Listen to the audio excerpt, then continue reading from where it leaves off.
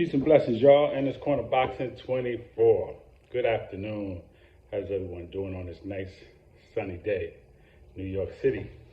I'm doing pretty good. As always, God is great, God is good, and I can't complain.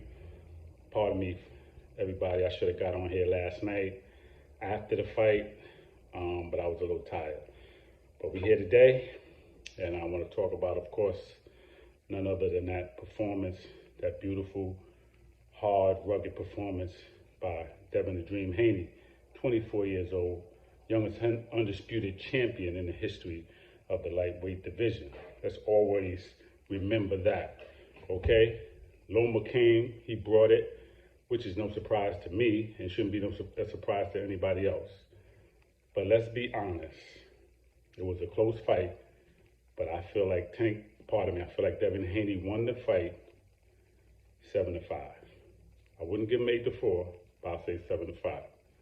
Now, I watched the post-fight press conference with Loma, and this is how you know that they didn't win the fight, because it came out of his own mouth. So here we go. Devin Haney came out on fire. He was going to Loma's body, controlling the fight with the body shots. Didn't even throw a lot of jabs, but he was going to the body real nice, dictating the fight, coming forward, right in front of Loma. That's what he did. This was in the first half of the fight. You got to give Devin Haney, out of the first 6 rounds, can you tell me if Loma won 2-3 rounds? Absolutely not. You got to give Devin Haney at least 4 to 5 of those first rounds, okay? I would say 5. That means he only needed 2 more rounds in the later half, which I know he got. He won at least 4 to 5 rounds in the first half of that fight, just with the body shots alone.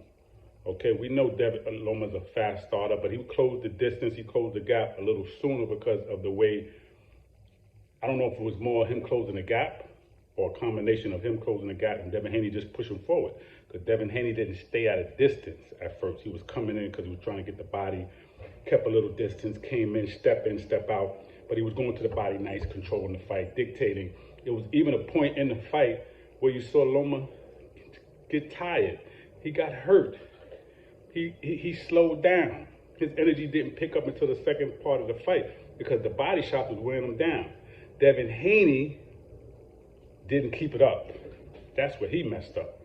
And then Loma got that second win and he started coming, which you know, pardon me, that's what he's going to do.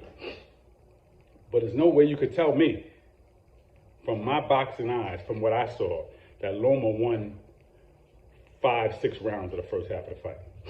And there's no way that you can tell me, in general, out of the whole fight that he won 7 or 8 rounds. He didn't do it. Now, when I watched the post-fight press conference, Loma said, when he was asked a question about the fight, he said he controlled the fight.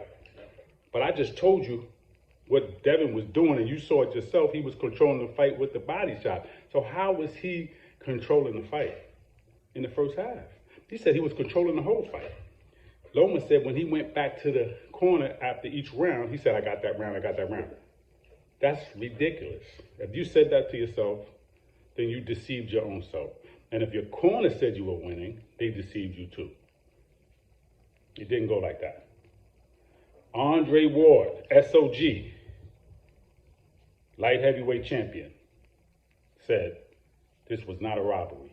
He said, yes, it could have went either way. I can kind of agree or disagree with that, but he did say, no, this ain't no robbery. He said, we're here talking about a robbery after seeing such a great performance like that by both fighters, in particular, Devin Haney, 24-year-old undisputed champion, that didn't have to give Loma a shot, man. He didn't have to. If the shoe was on the other foot, Loma wouldn't have gave him the shot, okay? I think he cried. I think he felt bad because he was fighting for his country as well. And that's understandable, pardon me. That's understandable. It was a hard-fought fight. He came on, and I give him a couple of rounds in the later half, but I didn't see a round where he dictated the whole 3 minutes either. He still was getting caught with something coming in. I don't know, Devin Haney, I don't know what was going on with him, But I know he should have always went back to the jab. He didn't do that. And then set up your body shot. He threw the uppercut a few times. That was effective. He threw some headshots, but I think the jab would have kept everything level. And then body from side to side. He didn't come under. He didn't throw his jab and come under with the stomach shots, like I said in the video prior to the fight. Those are the things he should have been doing. Those are the things that would have been real effective. The body work was breaking Loma down. Just watch the fight again, as I'm going to watch it again. But I know what I saw last night. The body work was doing damage because nobody goes to his body. That was a good game plan, and that's the game plan that I had before the fight. So I know what I'm talking about. I don't know it all, but I know that's what I said. If you watch my video, I said you need to go to his body from side to side, right side, left side, break his body down, stomach shots. That was working. Would I be mad if it was a draw and then they just do it again? No, I wouldn't have been mad. But I would have been mad if Loma would have won the fight unanimous. Now, some people have a problem with 116, 112. Okay, if you want to just say all three, 115, 113, I give you that. But even Bud said that body work, he said maybe the body work was wanted for him. Now, you got some fighters that said Tank lost. That Devin lost. Shakur Stevenson, one of my favorite fighters, the one I think is going to be the last man standing at 135, said that Loma won the fight. Listen, everybody has their opinion, okay? But I feel either a draw or Devin Haney. I just think he did enough in the first half of the fight, winning at least 4 or 5 rounds of that first half. And if he won 4, he won at least 3 in the second half. And if he won 5, he won at least 2, definitely 2 in the second half. But Loma didn't win 4, 5, or 6 rounds in the first half of the fight. That's what we got to just understand. You watch the fight again, you will see that he didn't do that. Okay? So where does Devin Haney go from here?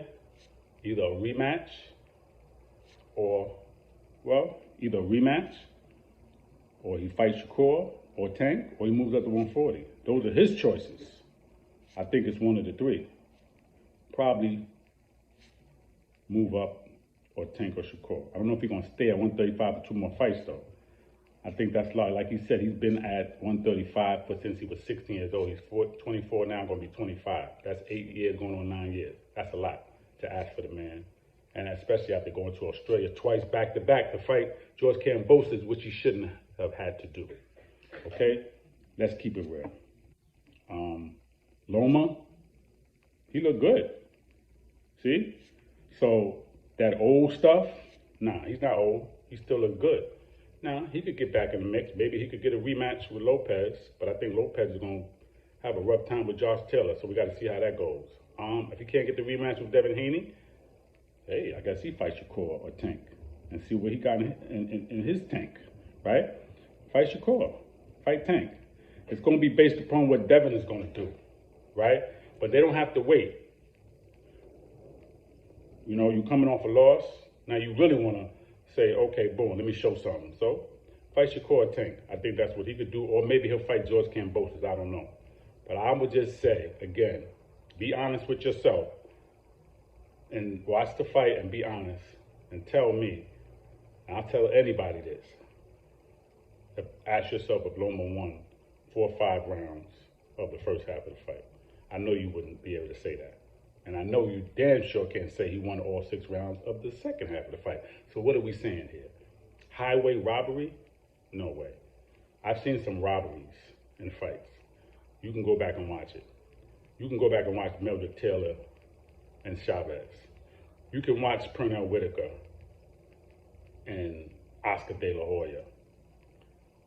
Okay? You can watch close fights with Pernell Whitaker and Trinidad and Oscar De La Hoya and Oscar De La Hoya and Trinidad, where Oscar De La Hoya won that fight. They gave it to Trinidad. Those are robberies. Highway. Okay? A lot of fights was like that. This one wasn't like that, man. All right, don't try to put it in that category. It was a great fight. 2 great champions. And I hope that they both can excel from here. Wasn't a bad performance by Loma. and definitely was a bad performance by Devin Haney. I just think he needed to stick to the game plan a little bit more, and I think that he will learn from this fight and he will do even better. Styles make fights. Just because he got hit by Loma doesn't mean he's going to get hit like that by Tank or even Shakur. Even though, like I said, I got Shakur as the last man standing at 135. That's my prediction. He beats Haney, he beats Tank, and he goes to 140. That's what I feel. Peace and blessings, y'all. In this corner, Boxing 24. Please subscribe to the page. Please leave your comments. Let me know how you feel. Please enjoy the rest of your day. Peace.